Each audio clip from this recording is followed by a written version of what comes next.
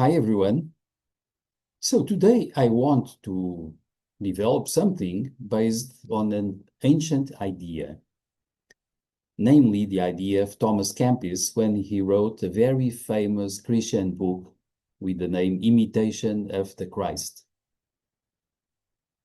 I don't want to really to be working as a Christian or something else. I want just to say that to me, this was an excellent idea. He was telling people that it would be good for them to dare imitating the Christ, trying to feel, trying to be like the Christ instead of being something else. We could say the same thing about imitating the Buddha or imitating any other great being of the past, any one of those great beings who have inspired humanity at its best for a long time. Actually, what we do lots of the time is not imitating that kind of being that eventually, if you would look at the world, at humanity, at events through us, would not probably do that through our normal eyes, perhaps a little bit through this one. But this being would definitely not see things as we do, not evaluate, not take parties as we do. Something else would happen for sure. Because such beings are usually not divided. They don't belong in tribes. They are not in the fan group for some humans against other humans. They are on the side of humanity, of evolution, of peace, of beauty, of love. They are on the side of nature. Probably they're on the side of the cosmos and the evolution of the cosmos. So usually, as humans, we have this little animal side that is a lot about territory, that identifies a lot with partial things, because we have a consciousness that is very plastic. Now I'm having here a funny phenomenon, and I let it be. This flickering of the image, now apparently it's sort of stopping. Don't know where this came from. But so, as human beings, we have our consciousness, and this consciousness is like the water. It can take many shapes. We can, as the same way, we can place the water in many different recipients, different size, different shapes. Consciousness can take different identities, different configurations of thought and emotion and physical action, physical shape, and the like. Many times what happens is that because of this, we identify with little emotions, with attitudes, with prejudices, with thought patterns. And then with this, we sometimes identify with tribes, like a football club, like a political party, like a social class, like a race, like a religious group. The danger being that we are limiting ourselves inside the kind of identity we are assuming, and you are usually excluding lots of things. We are separating. We are sort of identifying with frontiers that separate us from other people, which is dangerous. We see in the world that this is dangerous. Now, most probably, higher beings would not do that.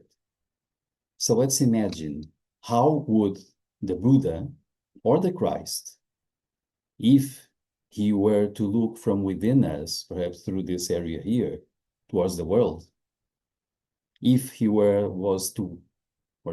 to feel and to look and to listen to the world, where would be the difference? The difference, let's dare searching for some imitation this kind of being. How would the Buddha look at the conflict in Ukraine or Gaza or other places?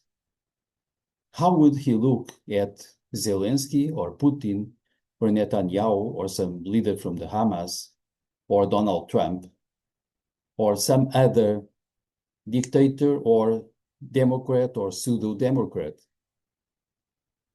Most probably not just taking parties, wanting one group, one tribe to be able to win and massacre the other one, therefore producing resentment, pain, probably revenge feelings and the like.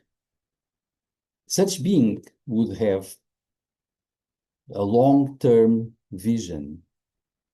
He would know that lots of actions we are doing today have consequences in the global relationship among humans for centuries. He would know that what we do and how we damage nature, of course, has consequences for centuries. Most probably, such being would be on the side of beauty and harmony and peace and love. Therefore, he would support peace, harmony, beauty, and love everywhere, not just in one tribe. And of course, most probably he would be aware that fabricating more armament is not the way for peace. Never was. What in the past we know that helped peace was usually an expansion of beauty, collaboration, respect for humans everywhere, opening. There were golden ages in some areas, namely in Greece, namely in Portugal, in some areas, in Spain, in other countries, golden eras where people from different religions were really collaborating and where society was expanding in science, in philosophy and culture in general, in beauty. And people would come together easily using platforms for understanding that were mostly collaboration, culture, finding new things together, sharing a lot. Then, when separation came, war started, persecutions started, the whole thing went down the drain.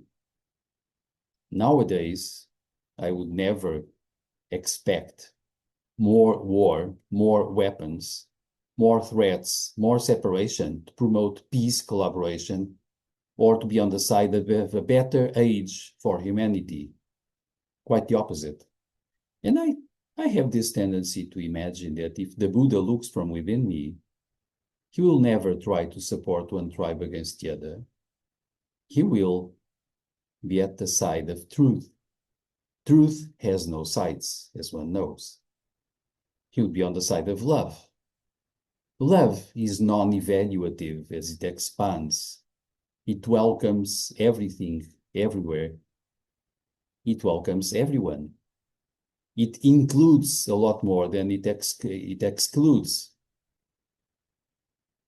Joking a little bit, I would say that exclusion and war and separation are the devil's favorites. They are not the favorites of divine beings. So it's just there, imagining, perhaps feeling how great beings would look and feel through us, from within us. Let's try to be like them and see what happens. And this is the invitation for the moment. As usual, if you like this, comment, share, subscribe to the channel, and you'll see how this goes.